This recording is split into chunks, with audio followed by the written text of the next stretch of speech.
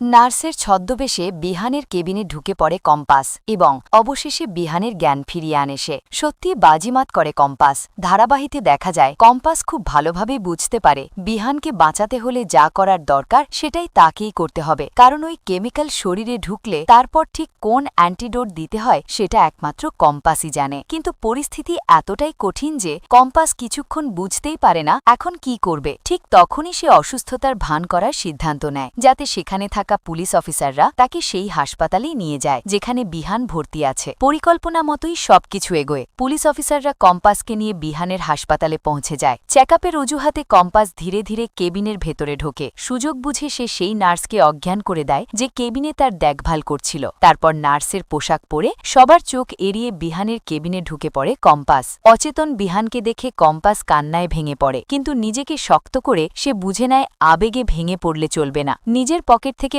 ওষুধ বের করে সিরিঞ্জে ভরে সাহসের সঙ্গে ইঞ্জেকশনটি বিহানকে দেয়। কিছুক্ষণ পরেই বিহান চোখ খুললে কম্পাস নিশ্চিত হয় তার চেষ্টা সফল হয়েছে। কোনো কথা না বলে চুপি চুপি সেখান থেকে বেরিয়ে যায় কম্পাস। পরে অন্য ডাক্তাররা এসে বিহানের জ্ঞান ফেরাতে দেখে অবাক হয়ে যায়। বন্ধুরা, তোমাদের এই দৃশ্য কেমন লাগলো কমেন্ট করে জানাও। ভিডিও ভালো লাগলে লাইক দাও আর চ্যানেলটি সাবস্ক্রাইব করতে ভুলবে না।